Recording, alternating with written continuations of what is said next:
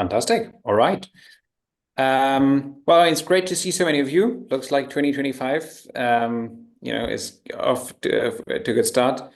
From a platform engineering perspective, um, I can introduce myself quickly. Like I'm doing a lot of platform engineering. I work for an organization called Platco. More specifically, I work for Humanitec. We're on the product side building stuff. I'm an engineer by training, so most of my time is actually spent, simply building platforms. I'm always working with around 4 to 5 large customers at any given point in time, to make sure that if I tell these stories, they actually there is something to it. I'm actually sort of observing cases, and it's a difference. Like it's a difference whether you just people tell you about their platforms or you build them with them. And it's a huge privilege to see so many different platforms across everything we're doing. We're starting like a new initiative with a team with more than 200 developers every uh, 2 3 days now. And that means like we sort of they're starting this and they're using products, but I can sort of see the data, and that's always a lot of fun. Like, what combination of tools are they using? What portals are they using? What works well? What doesn't work well? And yeah, that's really cool. But the coolest thing is actually, working with these 4 or 5 customers at any given point in time. So I've worked with like a large mining company in Australia last quarter, and then with a government entity in Norway. That was a lot of fun, and with like an insurer in the US, and with a large manufacturer in Germany. So all over the place and in different verticals. And when when I'm observing, when we do these things, then I'm always looking and sort of trying to find patterns. What works, what doesn't work. And so I've been doing this for a while, like at that frequency, maybe for a couple years, and then building platforms like several dozen for the last yes, probably 6 7 years, and before then I was more in singular setups. And over the years, I've always, we've learned a lot there, right? As a community as well, and I've always been looking for like what can we actually see as patterns. And so one of the biggest pattern that I'm seeing is sort of a misconception about platform architecture, I would say, and in particular Backstage. I thought Backstage is probably the single most misunderstood product in the history of CNCF products. And it feels like it's sort of creating this incredible excitement in people, and then it takes them a lot of time and a couple €100,000 or dollars to realize that that was probably a misconception. Let me maybe make clear that I have nothing against Backstage, and actually, if you use it well, right, you use it for the right in the right way, the right horse for the right cause. It can be great, but lots of people are, I would say, abusing this little. And yeah, maybe I can help you avoid a couple of mistakes. So that's what we're going to talk about. Yeah, this is the next thing. So like, how is it possible that this platform engineering movement is, growing so fast? Like, why is that? Where is there so much interest?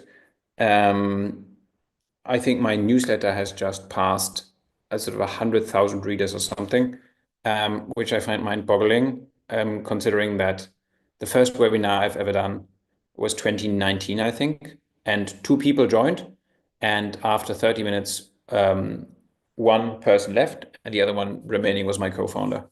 It was a very dry experience. But I think the reason why these things work is that if they, or like why these things are interesting, why everybody's interested in platform engineering, is that if they work, the results are just really crazy. So I've just been to Vegas, saw a couple, platforms demo to me and the impact analysis of them, and it's just really, really incredible. The CTO of Six, the car rental company, that was one that really stood out for me. And Borgen and myself will do like a joint panel in PlatformCon Live Day, either in London or New York, to dissect that case a little longer, a little more. So this is why we all want this. But here on the left, this is sort of our internal data. And I'm aware other people say that there are 3 times more platform engineering initiatives than what we're showing right here. And I don't really believe that. But we're seeing that a lot of initiatives are delayed. And we do see that a pretty high percentage is failing, which is sort of what you would assume in a part of the industry that's in a movement that's just developing. And so we'll definitely see the trough of disillusionment. That's what the analysts call this. Hit pretty soon. I would say like 26. End of 25, early 26. We'll see signs of that. And that's okay. That's how we learn. But I think you can be smart and you can already learn now to see whether why we made these mistakes. So here, those are the backstage boys. And I made that photo at a book signing in KubeCon Paris, just before House of Cube. That's Spotify Sean, ThoughtWorks Todd, Agile Amy, Exec Eddie, and DevOps Dan. But jokes aside, like, backstage sort of ticks every box that, creates this warm tickle in engineers. It's open source. There's like brands like Spotify and ThoughtWorks attached to it. And that in itself is enough to draw a lot of attention. And then it also sort of serves to that anxiety of particularly managers, that it's something that will sort of surface things. Like in a management role, you always think that, hey, there are so many engineers and they're all working, but I can't really see and touch what they're doing. So by default, I assume they don't do that much. And to be fair, we are all talking about these ghost cases in remote work at the moment of software engineers working a couple of jobs. Some of these fears are actually valid. But because of this, we sort of think that if we structure people across one dashboard and we force them to sort of use this and surface what they're doing, by surfacing this, that problem will go away. Which is probably not true. Like if you have this problem, you're probably not great at managing. And that doesn't change that you're sometimes trying to solve solutions by putting another tool on top, which, probably in my experience never works. Like you need to actually solve the root cause. But Backstage was designed in a way that, we obviously all clung to this like honeybees. And Spotify has sort of a history. They gave us squats. Was this the name? This idea, then I'm always not sure, was this not like a nice HR stunt? So yeah, I'm also always deeply skeptical if there is an enterprise that builds stuff and then puts it out and says, hey, we've built this for us internally, but now it's generalizably usable for the rest of the world. I've never seen that work. I think that's pretty dangerous. We've seen this with Spinnaker, huge disaster in my opinion. And here we go. I think we're seeing this a little bit again. But as I said, there are things, if you tweak them right, you can actually, make the most of it. Now, I want to give you my favorite example here. And it's my favorite example because it's sort of the anti thing of what you would usually see at tech conferences. So usually at a tech conference usually goes like this. You go in and then there's some incredible talk about how amazing the engineering team at Netflix or Google or Airbnb is. And then you walk out the talk and think like, man, amazing. I wish I'd be like them. I'll do everything that they said in the talk, so maybe I'll become like them. That doesn't work. Now, this talk will be a little different because this is actually about how Netflix failed and what's in it for you. And don't take my word for it. Look at the Platform Con talk in 2022. It's on YouTube, and we can probably send it and link it. And a guy called Brian Leatham delivers that talk and says like, hey, we're building this platform, amazing, like this is going to be so great. And We're unifying the Netflix engineering experience with a federated platform console. That sounds all fantastic. And then 1 year later, the statement is the view and assess experience provides value, but on its own is not yet compelling enough to pull users in away from existing habits and routines. Now, let's read this again. The view and assess experience provides value, but on its own is not yet compelling enough to pull users in away from existing habits and routines. And that sentence reveals a ton about what this team did and what it probably should have not done. Like platform engineering is only to a small degree about providing view and assess experiences. Like, if you want to have great dashboards, build a couple great dashboards, but then you need to explain me how that changes things. Like, if you give me another dashboard, how does that actually deliver return on investment? The second thing that, in my opinion, is deeply wrong with that sentence is the part, it's not yet compelling enough to pull users in away from existing habits and routines. It is not the job of a platform to pull users in away from existing habits and routines. That's just not true. The job is to make sure you meet the customer where the customer is, meet the developer where the developer is, and then optimize something so the general system runs smoother afterwards for everybody. Like that's the job, right? It's not your job to change habits, and it's unless that increases the performance of the system as a whole. And then that team was resolved, and Brian moved on, and Netflix is restarting. So this is actually sort of a fantastic example here. Now let me sort of show you why this is the case. And a good way of thinking about this is this wonderful game, Infrastructure Tetris. You can play it for yourself. It's very simple.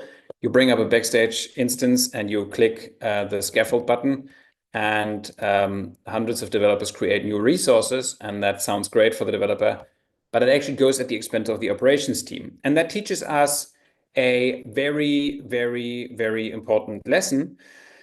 And that lesson is, and I want to show you that first, because no talk in 2025 can go without a ChatGPT generated mediocre image. And so here you go. This is a ChatGPT generated image. But it looks not great, but what it actually shows us, and I think this is a really, really important lesson in the design of platforms, is that platform engineering is about achieving Pareto efficiency.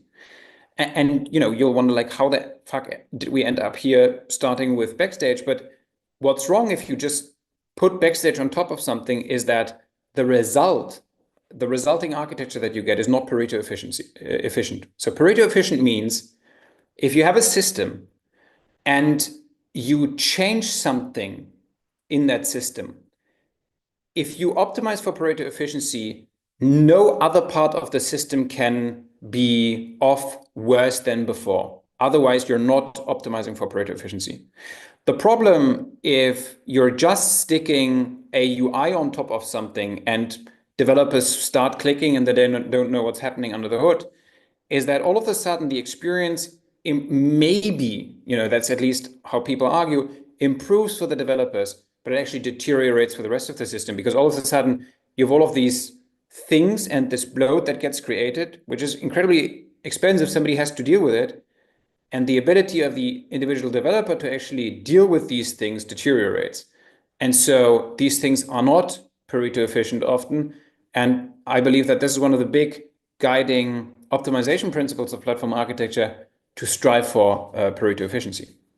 And so now we're getting back here. That means as you're developing, you sort of, the platform engineering teams that I'm observing either have a tendency to be put together by, DevX, with a DevX focus by X developers, and then they over-index on the pain points of the developers. And that would be sort of cognitive load, waiting times, missing self-service, you name it.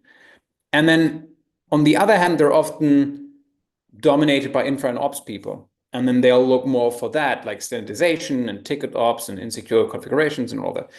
Now, the reality, if we optimize for Pareto efficiency, is we actually need to acknowledge that platform engineering is a multiplayer game. So we sort of have to balance that out, and we have to design things and systems that deal with all of this and really look at the sort of life cycle of the application holistically.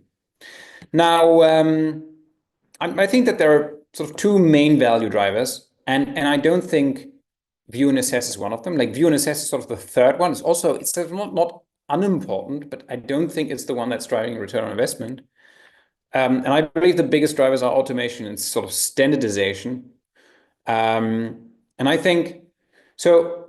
If I'm looking at like what are the like we did an exercise, we looked at all the data of successful engineering initiatives, platform engineering initiatives, and said like, what's the balance between in the platform engineering teams? Can we find something?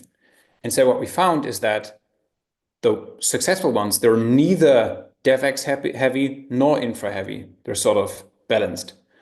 And I think about it this way, like the different teams send their ambassadors.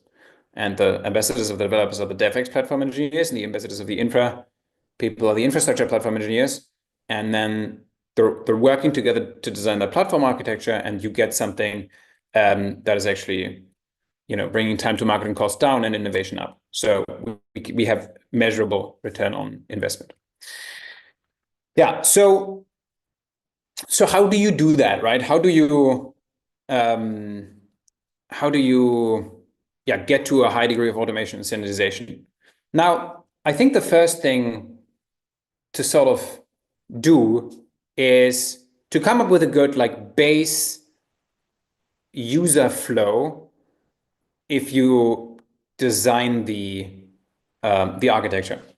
Now, if we would go to the average person building something just with Backstage, and I should maybe say like sort of 60 seconds on, what is Backstage for those who don't know. Like Backstage really is a sort of a JavaScript layer that allows you to build sort of a dashboarding function on top of other APIs, surface things in a service catalog, so you can see different things, and then it has a plugin architecture to build scorecards, and I call it a front end to a platform, a portal, and so lots of people that would be building sort of a plain Backstage first architecture that they put on top of their pipelines.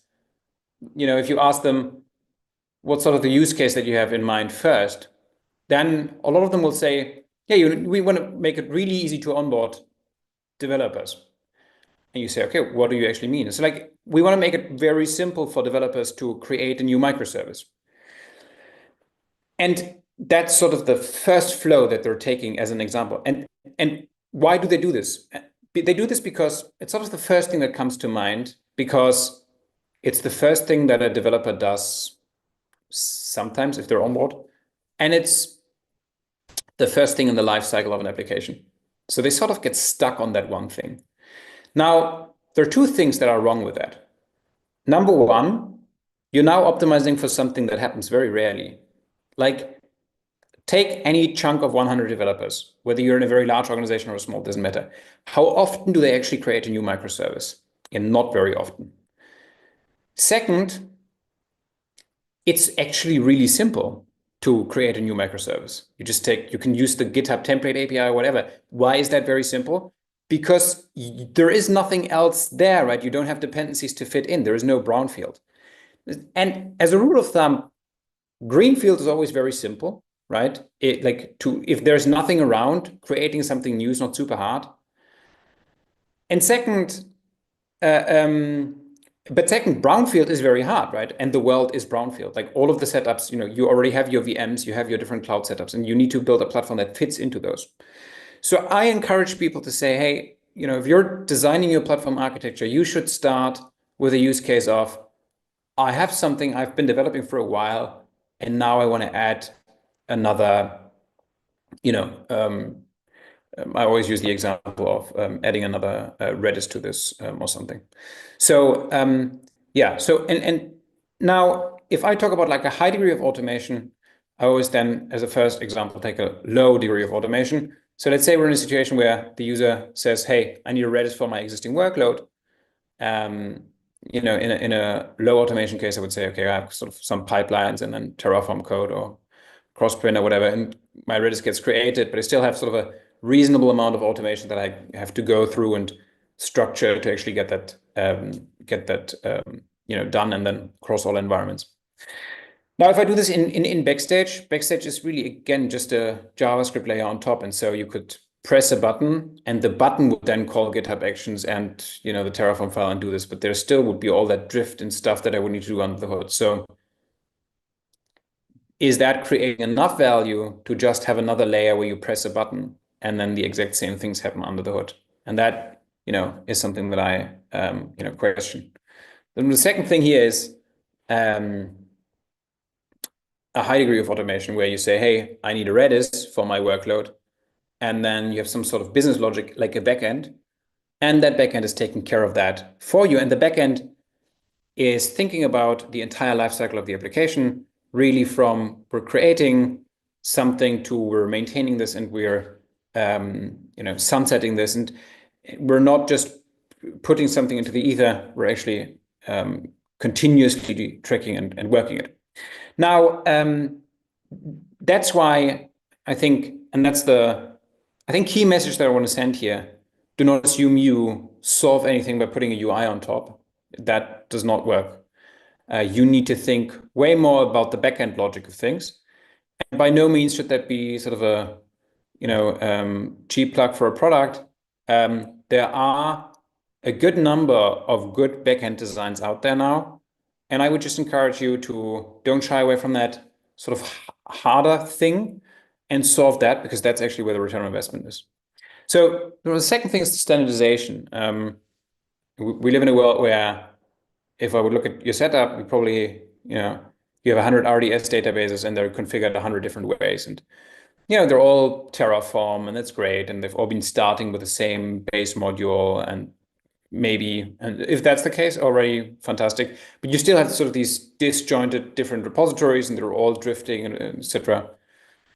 And you want to get to a world where like a sort of resource in a certain context is configured the same way. Like there needs to be a very, very, very specific reason why it makes sense to configure the 101st database in staging with the 101st flavor of configuration. And in my opinion, the only reason is that the performance of the application actually would improve. So that's another sort of key principle. Again, the UI has nothing to do with this. It doesn't really move the needle at all. And so the big drivers for ROI driving elements are just not things that you solve with a user interface. Yeah, and that's why, we've been hammering that point in so much that backend versus frontend is a very worthwhile debate. Now, this is sort of how I think about platform architecture every time. I'm always saying that it's like software architecture, and that's really true. Like you have sort of a front end, you have a back end, same principles apply, and your backstage is really sort of on the top and helping you to look into this. It could be Backstage, could be any other portal. And then you have the backend that's sort of dealing with that logic handling. And I can show you, how would that structurally look in a second. What I think is important, and that is another key point here, the Backstage and the UI can only be one of many interfaces to your platform. And that is so important. Very often these Backstage initiatives come from, sometimes this works like this, like upper management says like, we need to do something on platform engineering. Middle management says Backstage. And then somebody is tasked with starting with Backstage. And Backstage is very much, or portals in general are very much something that is great for managers because they can look at stuff. We said that before. If you want to drive adoption, you need to meet the developers where the developers are. If you don't do this, you'll end in the Netflix situation where they're trying to pull people into a UI, and developers do not want to be pulled into a user interface. They want to stay in the inner loop. They want to stay in great IDE extensions. They want to have code-based interfaces, which is why I've invested so much time of my life in this damn Score thing to have like a sort of code-based interaction method. They want to have good CLIs. They want to have good APIs. They want to have, if I would say sort of what's the one thing that in my mind is probably going to kill market shares for portals, it's chat ops, right? I think we'll see a huge revival of chat ops with LLMs, because that's actually what they're perfect for. Like in my Slack, in my team, I'll just be able to write something, and then this will probably roughly guess, and it will forward this. But in all cases, you'll need a backend. And so that's that key point. Like, be sure who's asking for this, and really think about who wants what interface, and can you set this up that in a way that you then end up having interface choice. Now on the back end, you essentially have two options. You have a pipeline-based approach and you have a graph-based approach. And pipeline means you're essentially codifying the logic into Argo workflows, into GitHub Actions or whatever, and the logic, and that is sort of the most common approach right now. I think that's not very scalable because of the normal problems that pipelines have. There sort of start-stop logic, branching. You need an incredible amount of code to get to the sophistication level that modern backends for platforms actually demand. So I am yeah, the pros are, most already have that and are used to it. I am a fan, and I've been working on this for years, so I sort of have to be a fan, but I really stand by it, of platform orchestrators for backends, and really the idea of having a graph-based representation and saying you write an abstract request as a developer, and that request can come in from wherever you want. It can come in from ChatOps or CLI or Score or any portal or whatever, and it sort of hits the orchestrator, and then the engineers define the rules, the orchestrator pulls the rules, and then dynamically sort of generates this. So developers have golden paths, platform engineers have their rules, and holistically they can then actually have a backend that pulls this off. Yeah, this is the score format that we've now donated to the CNCF. So essentially shows you how the developers can use code to describe what they need, right? You could envision this being in Backstage, right, as an additional interface. That's what I mean by right horse for the right cause. You can use that to do these things. You cannot codify logic into the front end. And here you can say, okay, the developer can say, I have a product service, I have Postgres, S3, DNS, I'm sort of telling you where these things go.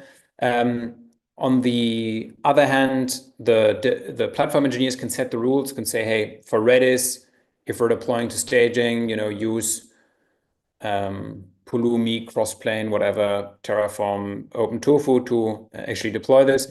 And then if we're putting this together, we sort of have the rules. We have the request from the engineer that flows through the CI pipeline. The orchestrator analyzes the context, goes like, we'll need this rule, and then generate an acyclic resource graph. So this is why we're calling these graph-based. One graph for every environment and every deployment. Now, that also means if I now, as a developer, go ahead and say, like, give me Redis, I can click in Backstage, I can do this here, I can, ask ChatGPT to do this. The pipeline will go to the orchestration, it will do deterministic matching, figure out how Redis to be configured in staging, and the next graph will be created. Like, then last thing as an example here, just to hammer in that point, you can also do now fleet updates. You update this in one place, and all graphs update.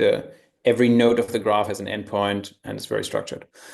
Again, let me say, right, there are several options now, right? You can look at Syntacocratics is following that approach. You can look at what's the name? Microsoft Radius, just donated to the CNCF. So this is not like a sort of an esoteric idea from a funny German guy north of Berlin. I really believe that this is sort of a winning design pattern here. Yeah, and what we actually get as a result is everything as a graph. And that's really what's giving us those very performant backends. We have nodes on the org, app, service, resource level. We can put role-based access control on top. So some developers are allowed to change the resource configs in dev, but not in production. Everybody can see how things get configured, but can't actually touch this. I can, send API calls to ask the system questions. And in contrast to that, if you just have things flying around in different cloud accounts and in different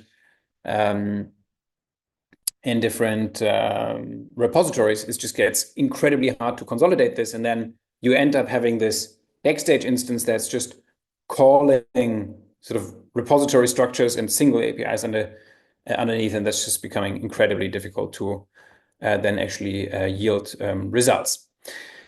Yeah, and I think that is really the key here. A front end is a front end is a front end is a front end.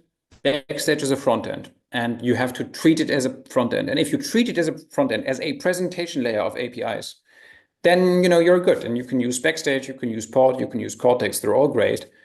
But if you start codifying logic components into the front end and you assume it can do more than it can, then you are overly inflating expectations of what this thing will be able to do, then we're probably in for a problem.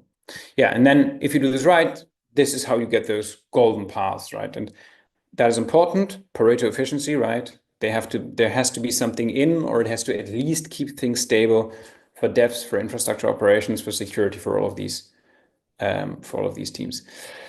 Yeah, so infrastructure vending, ephemeral environments, fleet updates, diffs, all of these things are possible. I want to see whether we can do like an ultra quick demo, and I am not sure we can. We can look at but we can try this very quickly. We can have a look here at my spotty Wi-Fi.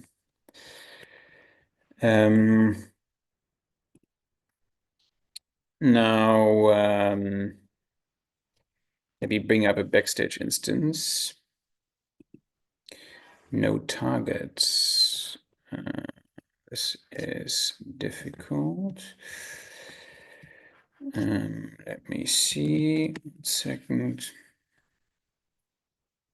Yeah, and what I would maybe want to show you is sort of one workflow of scaffolding and creating something, and how the different systems interplay. Let me see whether I can bring this up for you. Here we go. Right. Is this working? Fantastic. Okay. So where the hell are we here? All right. So this is a Backstage instance. And yeah, it's a normal Backstage instance, a couple plugins activated. We have the catalog here. And let's assume we're developers, and I'll show you which design we'll demo. We'll demo this. So we'll start here. It's one on Amazon. We'll start here on the Backstage as a UI. And we'll use GitHub as version control, GitHub Actions, ECR, orchestration. Again, you can swap this with Radius, Cortex, whatever. Then here, the resource plane that we put into a certain state. And what we're going to do is we're just going to scaffold. Like we're actually going to start, the thing that I told you not to do. I'm going to show the other thing in a second. We're just going to say, like, I'm a developer now, I want to scaffold something, right? So we'll go in, and then we are going to click create. And this is my template gallery. This is referencing the GitHub template API, and it's forwarding a couple of variables. So we're going to choose a template, and we're going to call this January, because I'm an incredibly creative guy. And once we have this, we hit create, and so you can look at the logs. So this is now going to forward 2-3 variables, ping the GitHub template API, scaffold that service, and then the actions is running. So you can have a look at the repository. And if we look back here, what we scaffolded is what we call the application source code repository. This contains the workload source code, and it just contains an abstract topography, essentially, of the architecture. In this case, we're using Score. So here we see our application source code, and we see a Score file. And then we see, okay, we have a service called January, and we have a DNS, and we have a route. And that's fantastic. And now we can look back at Backstage, into Backstage, and into the catalog. And before we do this, what we're now doing, we've scaffolded this, GitHub Actions is running, pushing the image to ECR. I'm demoing this now in a Kubernetes world. This is actually now or very soon available for any serverless NVM estate as well, which is, I think, a banger because this was a little bit restrictive before.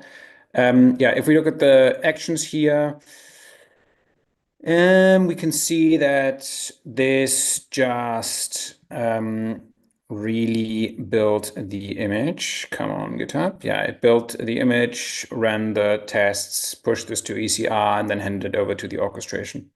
The orchestration analyzed everything and said, okay, we're deploying to a development environment, and it created the base environment, created, in this case, a namespace, created, what did we pull like that, a DNS and all of these different things.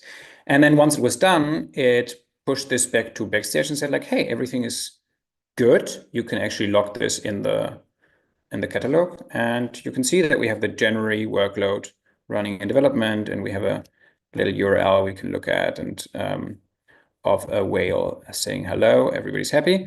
And we have DNS and all of this.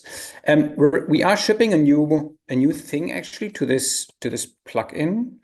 And that is the graph. The graph is actually something you could visualize for a while, but we didn't display it in Backstage. So this here is the graph. Yeah, so it's a very tiny graph for this application, but you can see that we have the workload called January, and it has a route and DNS, and it has a TLS certificate and logging based environment, and you can have lots of metadata for every one of these nodes, and so that's pretty appealing. So we're adding this to the Backstage plugin because that is super cool. Okay, so now let's say, and we only have 5 minutes left, so let's say we're a developer, we've been developing this for a while, and now we want to add a Redis to this. And we want to do this probably just not in the UI, because we're going to stay close to the inner loop, and we do this as code. I would probably do this in the extension. We've been pretty busy pushing the new IE extensions. One cool thing actually coming next month is simulation capability. So it's sort of pinging the backend and saying like, if I would be to do this now, like, would there be an error? So then we try to catch errors before we actually have to deploy, which I like a lot. And so I would just say like, okay, give me cache of type Redis, and I say commit change. And I say, well, I want to create a new branch here. And what I've put into the actions is that at PR tag, when this hits the orchestration, the orchestrator will actually create a PR environment, and it will use the exact infrastructure like development.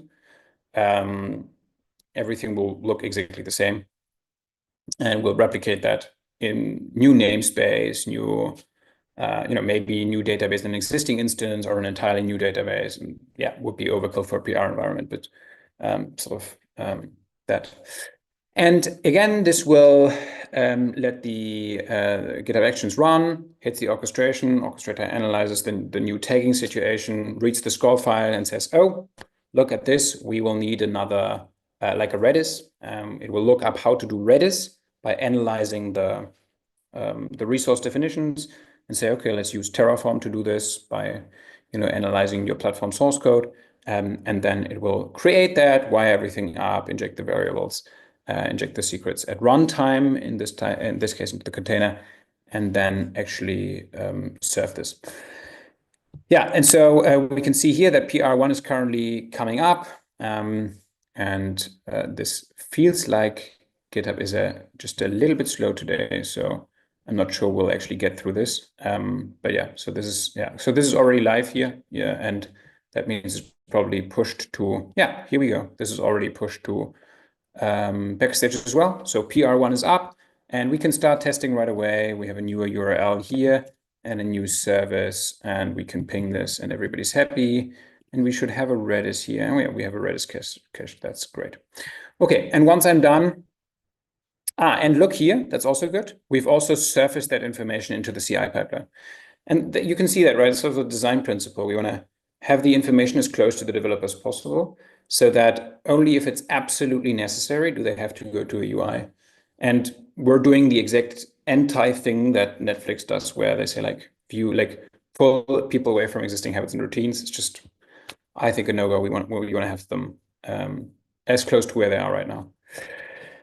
Right, and when we're done, we're merging the pull request, confirm the merge. This will again hit the backend, and the backend will say, okay, great. Then we can delete PR1, and we can fold this back into the development environment. And that means it will do this and then push this to the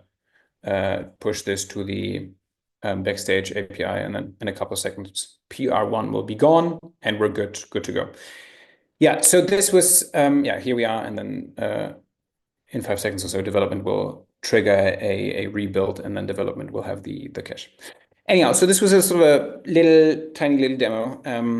Obviously, very, very high level, but maybe helpful for you to understand what I mean. Yeah, so that means we're at 44, and happy to take a couple questions. Okay, we already have some questions. So, Great. So Rod is asking, where is the context itself set? Is that passed as an argument to the Humanitec deploy task? Sorry, can you repeat that? Yeah. So where is the context itself set? Is that passed as an argument to the Humanitec deploy task? Mm-hmm. Yeah, exactly. So when you deploy, the CI pipeline forwards essentially 3 things: the score file, the context, as you correctly say, in form of tags or whatever you want to use for matching, and the path to the image. And those 3 things are used as identifiers by the backend to then match this and select the right way of configuring that context. Okay. Sarah is asking, would you have different graphs for different environments? Exactly. Yeah, exactly. So this is the thing, right? You have one graph for every environment. I mean, you sort of have a global graph. And I always wanted to show this. That is super compute intensive because, we have cases with, I don't know, couple thousand resources. So the graphs are very, very intense. And then you have hundreds of developers working on them. And so they'll update all the time. So that becomes really compute intense. So, but yeah, in general, you sort of have a global graph, and the branches of that graph are the different environments. So you could look at the subset and say, hey, this is the part of the graph in one environment. And the fancy thing is, with every single deployment in every single environment, the graph will update again. So you have this history of graphs. That also means you can sort of roll back and forward between the versions of graphs. And that's very powerful because you can now not only roll back deployments, but you can also sort of roll back infrastructure. Yeah. Okay. For a large and complex graph with a lot of async updates, how will the full wave of the run be shown back to a developer? On a related note, how will the orchestrator handle parallel waves? Mm-hmm. Yeah. Yeah. So that's a great question. So it will obviously have to queue them like this. These will happen in sequence, and as the entire system gets larger, what becomes more difficult is like if something goes wrong, making sure that the errors are passed through correctly to the developer to understand in what way the change that particular developer affected the whole system.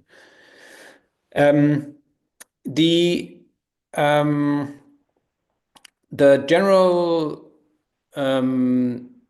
I mean, what a general observation is that obviously, if you have such a central system like a backend, and the graph, it will always be blamed for all failures in all nodes.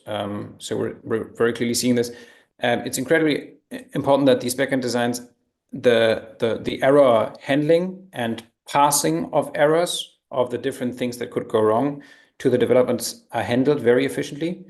We're trying to solve this by surfacing those errors and pointing exactly at the dependencies between nodes of the graph and how changes in the upstream or parts of the graph affect other changes. This is also why I'm personally so interested in this simulation and dry run capability. And that is by just the sheer information of the existing APIs in the previous runs, can we forecast what will go wrong in the next execution so the developer doesn't even have to deploy? And we're showing them just that part of the graph that's going to create the problem and how to avoid that. Yeah, that's a pretty nasty problem to solve. Okay, another one. Ephemeral environment is a nice feature. Is there any kind of cost governance or policies if you have limited resources? Yeah, that's a nice question as well. So, I mean, the first thing is that you never want to set, I mean, you never want to set up resources that cost a lot of money in those cases. So the cache that I just created for the PR environment, for instance, that is so far away from production that you probably don't need representative production telemetry. So it will be set up in a way where you would use in-cluster Redis, for instance, rather than a managed instance. So this is the first policy to keep prices low. Second, you can set limits and say, we don't want this, we don't want this.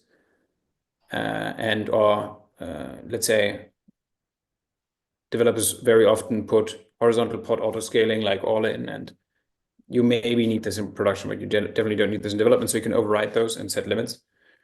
And then the third thing is really what you just saw, that this will be tiered down. They have delete and pause endpoints. So these things can pause when you don't need them. Yeah, I think that's sort of the biggest guardrails.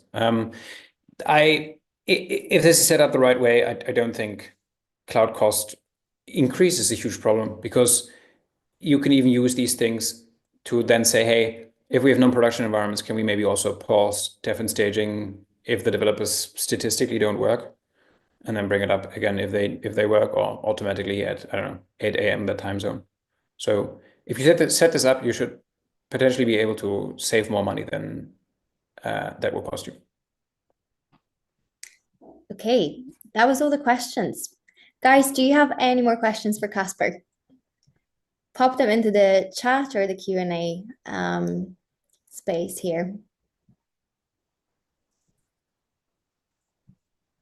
Those were great questions. Thank you very much.